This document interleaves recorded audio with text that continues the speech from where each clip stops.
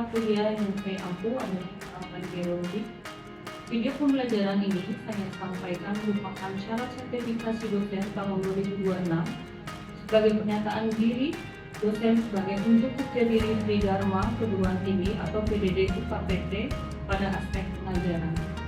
Pada kali ini saya akan menyampaikan mata kuliah yang saya ampu, yaitu mata kuliah keperawatan gerontik. Mata kuliah keperawatan gerontik merupakan mata kuliah dengan beban SKS 2 SKS dengan bahasa pengantar adalah bahasa Indonesia. Mata kuliah keperawatan gerontik berada pada semester 5 pada mahasiswa tingkat 3. Itu merupakan deskripsi mata kuliah. Mata kuliah keperawatan gerontik merupakan salah satu mata kuliah keilmuan dan keterampilan pada program D3 keperawatan yang akan membekali mahasiswa dengan kemampuan memberikan asuhan keperawatan secara komprehensif pada lanjut usia. Mata kuliah ini membahas mengenai konsep dasar lansia, segala masalah kesehatan lansia dengan kompleksitasnya dan asuhan dalam rentang sehat dan sakit, serta pendekatannya keperawatan dalam mempertahankan fungsi kemandirian dan kualitas hidup lansia. Mata kuliah keperawatan gerontik merupakan mata kuliah yang berada pada semester 5, tentunya didukung dengan beberapa pencapaian pembelajaran atau CPL, yaitu yang pertama adalah CPL 02 dengan ranah kompetensi pengetahuan, yaitu mampu memahami ilmu keperawatan untuk melakukan asuhan keperawatan secara profesional dengan menggunakan pendekatan proses keperawatan. Yang kedua adalah CPL 03, yaitu ranah kompetensinya keterampilan khusus, mampu melakukan komunikasi terapeutik dan menguasai keterampilan dasar keperawatan untuk melakukan asuhan keperawatan pada klien melalui kerja tim. Kemudian CPL 05, yaitu ranah kompetensinya keterampilan khusus, mampu memberikan asuhan keperawatan pada keluarga, kelompok, masyarakat dengan mengutamakan keselamatan klien dan mutu pelayanan berdasarkan perkembangan ilmu dan teknologi keperawatan untuk meningkatkan asuhan keperawatan dengan memperhatikan prinsip caring sesuai kode etik keperawatan. Adapun capaian pembelajaran mata kuliah pada mata kuliah keperawatan gerontik, yaitu setelah mengikuti pembelajaran diharapkan mahasiswa mampu menguasai konsep lansia dan teori lanjut usia, mahasiswa mampu memahami keperawatan gerontik, mahasiswa mengetahui model keperawatan gerontik, mahasiswa mampu menguasai langkah-langkah asuhan keperawatan gerontik, mahasiswa mampu memahami konsep posyandu lansia, mahasiswa mampu melaksanakan keperawatan pada individu lansia, dan mahasiswa mampu melaksanakan asuhan keperawatan pada kelompok lansia. Adapun metode pembelajaran yang saya terapkan pada mata kuliah keperawatan gerontik adalah saya menerapkan pendekatan studi centered learning dengan menempatkan mahasiswa sebagai peserta dalam proses membangun pengetahuan dan keterampilan. Metode pembelajaran yang saya gunakan seperti yang pertama adalah case-based learning, yaitu mahasiswa diberikan kasus nyata terkait dengan permasalahan lansia di gangguan kognitif dengan sehari-hari yang sesuai dengan kesehatan lansia. Dan melalui metode ini, mahasiswa dilatih untuk menganalisis masalah, menentukan prioritas kebutuhan lansia, dan menyusun intervensi perawatan yang tepat. Yang kedua adalah problem-based learning. Mahasiswa diarahkan untuk menyelesaikan permasalahan perawatan melalui proses identifikasi masalah, pencarian literatur, diskusi kelompok, dan juga penyusunan solusi berdasarkan evidence-based learning.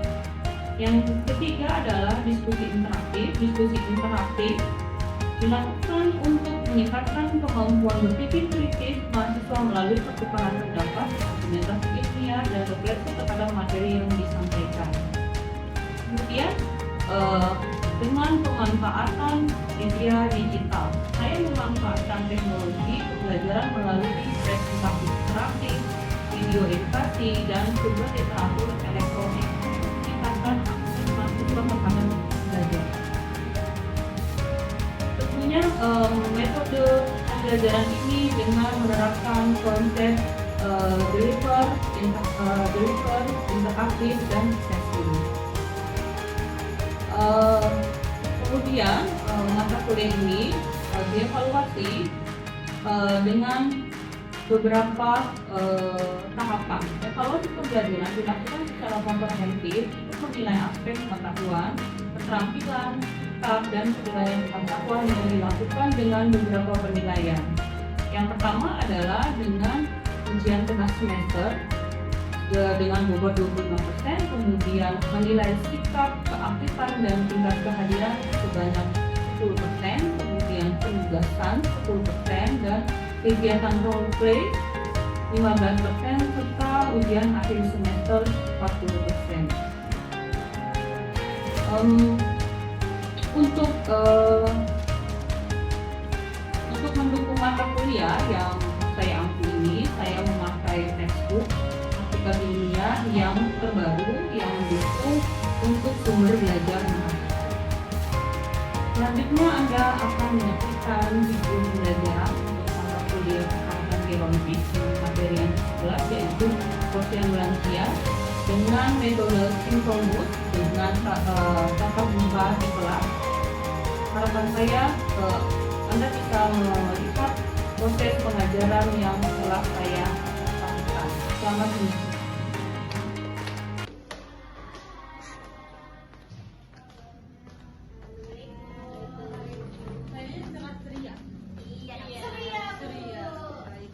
Alhamdulillah, hari ini kita akan melakukan pembelajaran keperawatan gerontik untuk pertemuan ke-11. Sebelumnya kita berdoa dulu, saya mau memimpin berdoa. Sebelum kita memulai pembelajaran hari ini, alhamdulillah kita berdoa menurut ajaran dan kepercayaan masing-masing. Berdoa dimulai. Berdoa selesai. Alhamdulillah. Hari ini siapa yang nggak masuk? Ada yang nggak masuk ya? Siapa yang Amel nggak dulu. Oh, Amel. Kenapa Amel? Sakit? Sakit dulu. Sakit. Sebelum saya menjelaskan materi ini, saya jelaskan dulu apa itu capaian pembelajaran yang harus Anda dapatkan setelah mengikuti pembelajaran keperawatan gerontik di materi ke-11, yaitu posyandu lansia. Yang pertama, Anda setelah mengikuti pembelajaran ini diharapkan mengetahui konsep dasar terkait dengan posyandu lansia, kemudian mengetahui perannya perawat dalam posyandu lansia, dan dapat menerapkan atau mengaplikasikan. Baik, setelah tadi saya sampaikan capaian pembelajaran, saya akan menyampaikan kepada Anda metode pembelajaran kali ini. Metode pembelajarannya adalah student center learning. Apa tuh, Bu Siska, gitu ya? Student center learning itu adalah, gitu ya, materi yang diberikan nanti akan berfokus pada Anda. Anda akan diminta diskusi yang interaktif setelah saya menjelaskan. Jadi nanti kita berdiskusi, Anda diminta untuk diskusi ini hidup dan interaktif, gitu ya. Baik, saya mau tanya dulu nih sama kalian. Kalian tahu nggak apa itu posyandu lansia? Apa aja? Posyandu lansia itu pelayanan kesehatan rutin yang memang disediakan untuk lansia untuk memantau kesehatan lansia secara berkala. Oke, baik. Ada lagi punya pendapat? Sama? Oke, jadi posyandu lansia adalah tadi untuk memantau kesehatan lansia di masyarakat. Kemudian sasarannya siapa ya? Ya, Biasanya sasaran itu di lansia usia 60 tahun ke atas. usia 60 tahun ke atas. Jadi orang-orang yang kategori lansia yang jadi sasaran untuk posyandu lansia. Baik, di Indonesia ada berapa banyak di lansia? Ada 33 sampai 34 juta jiwa. Oke. Kalau di dunia berapa banyak? Iya. Kalau untuk prevalensi di dunia pada tahun 2020 sekitar 1 miliar, tapi menuju 1,4 miliar di tahun 2030. Wah, banyak ya. Nah, coba kita pikirkan. Lansia sebanyak itu, kalau angka yang datang ke posyandu lansia masih sedikit. Kira-kira kenapa ya lansia itu malas ke posyandu lansia? Karena lansia Kebanyakan datangnya ke rumah sakit kita sakit aja. Oke, baik. Jadi lansia datang banget pas ketika dia sakit. Harusnya lansia itu datang ke posyandu lansia untuk apa? Untuk menjaga kesehatannya. Karena apa? Kita ketahui bahwa keperawatan itu tidak hanya berputar pada hal yang kuratif, tapi pada preventif, promotif, gitu ya. Sehingga nantinya kita bisa membuat lansia itu lebih sehat dan mandiri. Punya kakek nenek? Punya. Kakek nenek usia berapa? Lupa. Ada yang belum meninggal. Ya, masih ada usia berapa? 70. Masih bisa itu jalan jauh? Masih. Ada yang ke posyandu lansia kakek neneknya? Tidak. Di dekat rumahnya ada posyandu lansia? Ada. Ya itu kenapa gitu ya? Kenapa yang jadi tanda tanya kita sama-sama berpikir sebagai Anda sebagai calon perawat, kenapa gitu ya? Lansia itu kurang tertarik, kurang minat untuk datang ke posyandu lansia.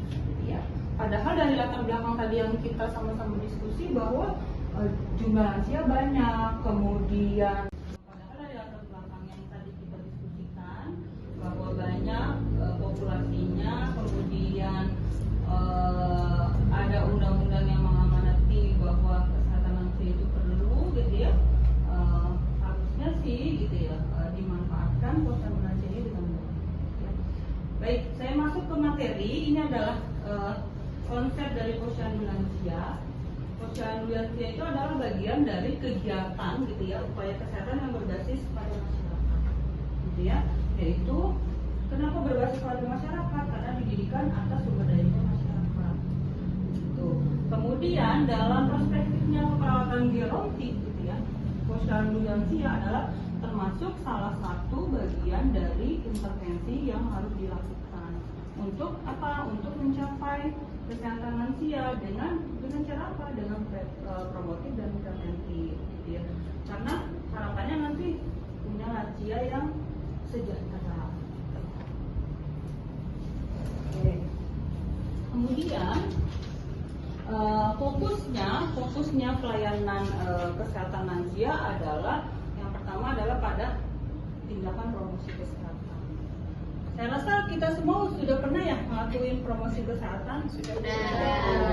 Nah, di fokus layanan posyandu lansia adalah salah satunya promosi kesehatan, gitu ya. Karena apa? Banyaknya penyakit apa? Degeneratif. Gitu. Contohnya apa penyakit degeneratif di lansia? Hipertensi,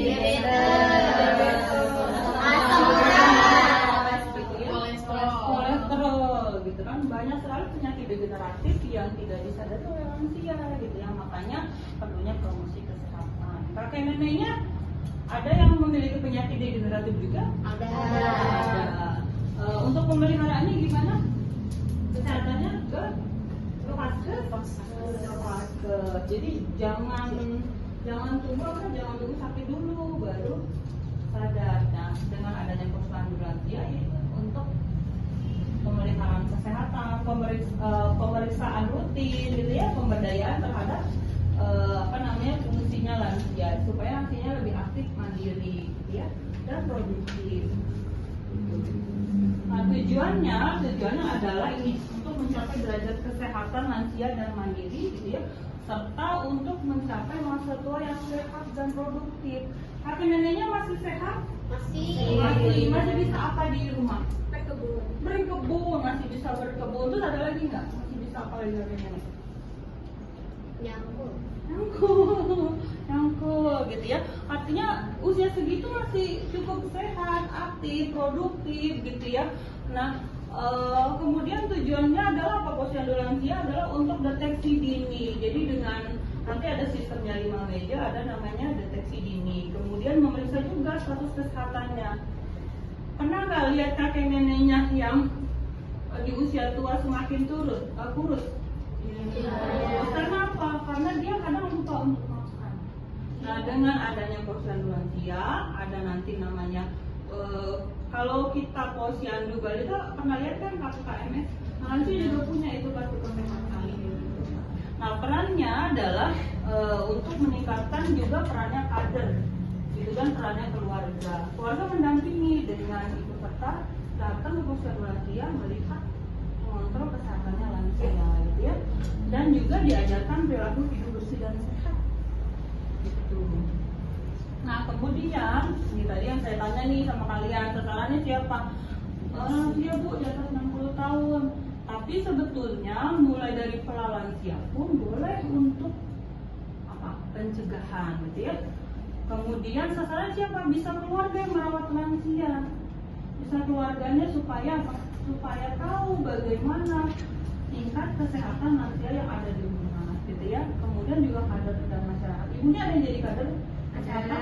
Ya. Di rumahnya ada posyandu lansia?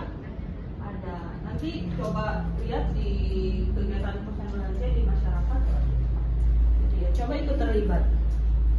Oke, kemudian ini jenis pelayanannya mulai dari pemeriksaan kesehatan rutin yang tadi itu ya, yang mulai dari pengecekan asam urat, tekanan darah, seperti itu ya. Kemudian deteksi dini penyakit-penyakit tertentu seperti DM, hipertensi atau gangguan pendengaran, gitu ya. Kemudian ada juga sekarang untuk kesehatan jiwa kognitif, yaitu screening depresi, demensia. Baik, kita udah belajar ya screening untuk depresi dan demensia. Masih ingat Najla screeningnya? Masih. Oke. Kemudian ada konseling gizi, kemudian nanti juga kegiatannya fokusnya ada jenisnya adalah senam. Kalau di rumahnya Desinta ada nggak itunya kegiatannya senam nanti? Ada. Gitu ya. Senamnya beda sama senam kamu tentunya. Ya. Kemudian pemberdayaan untuk para ibu kader yang yang ikut serta dalam kegiatan posyandu lansia, karena ini kegiatan masyarakat, gitu ya.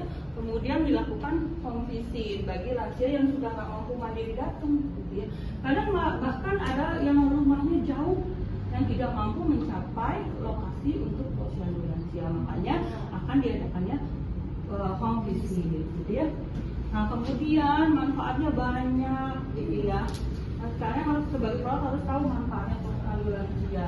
Nah, itu adalah change agent, orang yang akan merubah lingkungannya, gitu ya. Nah, makanya kalian harus tahu nih, kalau di rumahnya belum ada posyandu lansia, mulailah jadi motor ya untuk membantu menggerakkan adanya posyandu lansia. Manfaatnya apa? Untuk membantu kualitas hidupnya lansia, untuk mengurangi pada lansia resiko penyakit yang kronis, untuk apa? Jejaring atau komunitas sosial pada lansia. Lansia itu sering mengalami masalah kesepian. Gitu. Makanya dengan dia bertemu dengan komunitasnya, dia akan saling bertukar pikiran, gitu ya. Kemudian mendukung keluarga dalam perawatan lansia. Merawat lansia itu nggak mudah, gitu ya. Banyak kompleks, gitu ya. Kemudian siapa yang pernah tahu posyandu balita ada berapa meja? Ada 5 meja ya?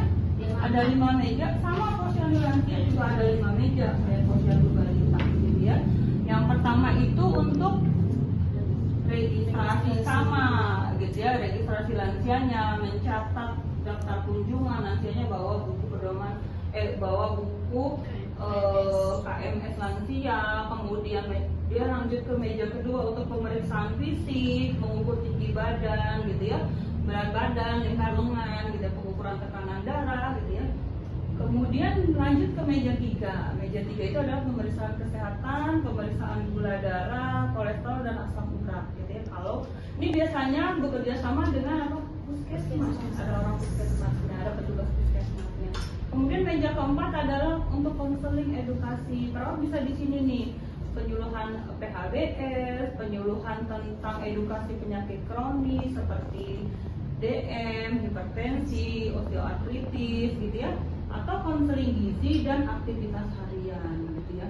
Kemudian di meja kelima adalah meja pelayanan kesehatan. Kalau ada butuh rujukan ke puskesmas, itu ada di meja 5, gitu ya. Biasanya oleh tenaga kesehatan. Nah, senam lansia atau terapi untuk komplementer pada lansia ada di meja 5. Jadi karena kita ada di sini, jadi Anda harus tahu ini adalah kegiatan yang dilakukan oleh Anda sebagai perawat di posyandu lansia, ya. Oke. Kemudian persiapannya apa saja sih kalau kita? Itu yang sudah saya sampaikan terkait posyandu lansia. Kesimpulannya adalah posyandu lansia itu adalah bentuk pelayanan kesehatan, gitu ya, yang bentuknya pelayanan kesehatan di masyarakat, di mana untuk tujuannya meningkatkan kesehatan, kemandirian dan kualitas hidup lansia, gitu ya. Dalam pelaksanaannya, Anda sebagai perawat memiliki peranan penting untuk dapat melakukan kegiatan posyandu lansia mulai dari kegiatan meja 1 sampai meja 5, gitu ya. Nah, selanjutnya nanti kita akan ada role play di pertemuan selanjutnya, gitu ya, pertemuan ke-12. Kita akan mencoba melaksanakan posyandu lansia seperti apa gambarannya, sehingga Anda bisa mengaplikasikan apa yang jadi konsep ini, gitu ya. Itu saja yang bisa saya sampaikan pada